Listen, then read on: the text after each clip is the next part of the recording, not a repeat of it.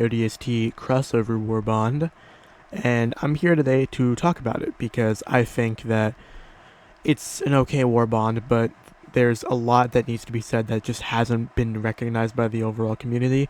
So let's get right into it. The first thing you'll notice is if we go to Dust Devils, which is the most recent added war bond, it costs 1,000 super credits and it's called a premium war bond. But if we scroll down to ODST, it says legendary war bond. Now, what's the difference? So if we look at Dust Devils, 3 pages, and if we look at the ODST war bond, 3 pages. So what's the difference? The only difference is that it costs 1,500 super credits instead of 1,000. Now, you might ask, what warrants such a price? What warrants the price increase? Nothing. There is nothing in here that warrants the price increase. This war bond does do some unique shit, but it doesn't add anything that significant to the sandbox that it warrants a 1,500 price. So let's actually look in the war bond and see if I'm just talking out of my ass. So first we got to acknowledge this. The drip is great.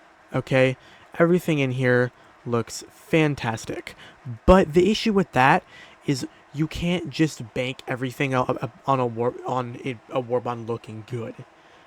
That's just not how that works, because at the end of the day, this isn't an art show, this is a video game, and so you want to have high functioning items, right? So yeah, everything looks good, but that is not everything. It never is anything. So let's actually look at the items themselves. So first of all, you have the A9 Helljumper, medium armor.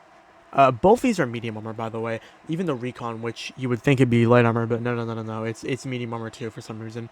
So the both the Helljumper and the Recon have the feet first passive, where makes 50% less noise when moving, increases point of interest identification range by 30%, and provides immunity to leg injuries. So so this is like cards on the table. This is more of a stealth bond because 2 out of the 4 guns are suppressed. So this is a stealth war bond, so keep that in mind as we move forward. So the user makes 50% noise when moving. That's pretty good. I haven't actually used it myself, but I've heard that it is pretty significant, because that does cut the noise you make in half. So that is very significant. So let's move on to the first weapon, the MA5C assault rifle. Keep in mind, I am a Halo fan, but I feel like a lot of these are just these reviews of the war bond are being put through a very significant nostalgia filter, and I don't like that. So the MA5C assault rifle, 80 damage, 32 capacity, 19 recoil, 640 fire rate.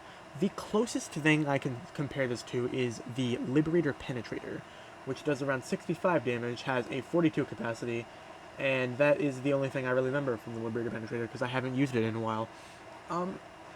So this is a solid assault rifle. I'm not gonna shit on it too much. One thing to note is when you are aiming in first person, it doesn't actually, there's no optic, so it'll just aim basically literally in first person. However, there is something unique about this gun that is a feature only given to this gun, and that is the ammo counter actually does work in gameplay. So you can see your ammo counter. Now keep in mind, you can see your ammo counter on every other weapon if you just hold R, but for this one, you don't have to do that. You can just look in third person, or first person, sorry. So yeah, this has a precise ammo counter, which is very helpful. Very, very helpful and unique to the gun. And if we look at, we have the mean green hellpod pattern. These are for every vehicle in the game, I believe. Yeah, Pelican, yeah. So this is, I mean, it's good looking. I can't really say it's unique, but it does look decent. It does look decent. So now we move on to page 2, which has the M7S SMG. Light armor penetrating, one-handed, suppressed. I don't use SMGs that much, so I can't really say anything about it. What I can say is for the first 2 weeks, the suppressors on the gun were bugged completely. It did not matter, and I feared for the worst. I feared that this would just be a cosmetic thing and a audio cosmetic thing, but luckily they fixed it, allegedly. I have used the SOCOM in like 2 or 3 operations, and it seems a little finicky. This game is in a very bad state right now, so I don't know if it's meant to be like that, or if it's just a symptom of the game being broken right now. I honestly don't know. Now, also something to note is, let's see, we have 6 items here, 6 on this one, and 5 on this one. But if we go to another war bond, let's go to Urban Legends. 8, 6. So, and let's just to get another margin, let's look at Truth Enforcers. 5, 7, 9. So, the legendary war bond that costs 1,500 super credits when every other war bond in the game costs 1,000. Not only it doesn't have a 4th page, which I think would fix a lot of the issues if it just added the 4th page. Not only that, but it has less items on average per page than every other war bond in the game. How can you justify that 1,500 price? Like, literally, if Halo 3 ODST was never a game, and this was just an original concept by the developers, and they added this shit in, this would be one of the worst scandals in the game. Just cards on the table. This would be the worst scandal in the game. But because of the fact that it's from a video game that was made in, like, 2009, which, by the way, I love that video game, because of that fact, people are justifying it, which I think is fucking stupid. I think this is fucking stupid, and I, honest to God, think they either need to make... this brings me up to my next point. Let's look at the Superstore, because you have, let's see, Force of Law, Urban Legends, Truth Enforcers, Chemical Agents, Freedom's Flame, Viper Commando, Polar Patriots, Democratic Detonation, Cutting Edge, Steel Veterans, Helldivers Mobilize, Helldivers Mobilize. A lot of the war bonds are here. The first page is dedicated to the new war bonds, ever since this update was made to the Superstore. So, take for example Force of Law, or you got Control Group, Masters of Ceremony, right? Even Dust Devils has it. But if you look at the Superstore and you let it cycle for a while, you'll notice, there's a very apparent lack of content from the Halo 3 ODST war bond, and that's because there is no Superstore content for the Halo 3 ODST war bond. That's right. We're really justifying that price, aren't we? Really justifying that price. Now, something to note also is this. So you see, you have 669 from Polar Patriots, 734 from Viper Commandos, 663 from Borderline Justice. And keep in mind, I have all of these maxed, right?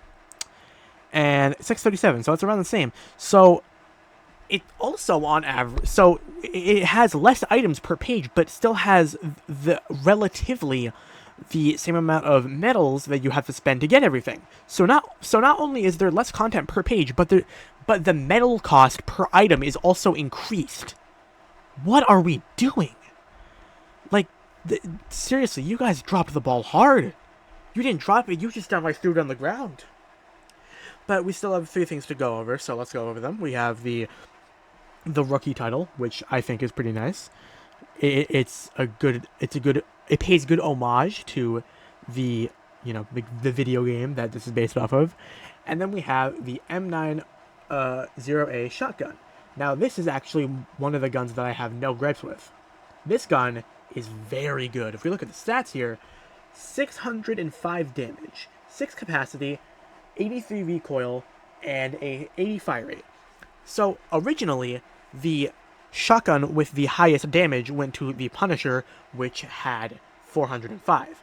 This one has 605, so it does more damage, and if you actually look into it, I can't really show a video, actually I might anyway, but the M90A has less spread than the Punisher.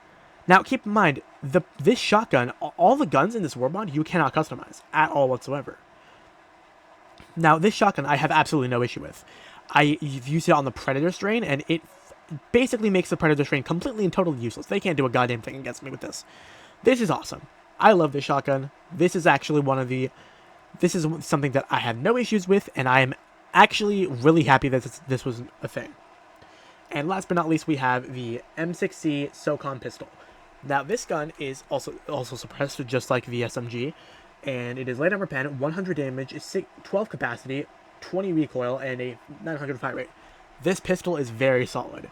100 damage is really good. The closest comparison I can make to this would be the Peacemaker, which does 85 damage per shot, and it has a 12 capacity, which is not bad for a pistol at all whatsoever. I think it's only 4 less than the Peacemaker, and the recoil is 20, which is not like anything. That recoil is non-existent, and also the fire rate is 900, so you can tap fire it pretty fast with minimal recoil. Now, this is really good. I do think it's a little annoying that it's 100, because Devastators on the automaton front, their heads have, give or take, 110 HP. So this gun can just barely miss the mark, which I think is very disappointing. However, this is a pretty good chaff clear for the automatons.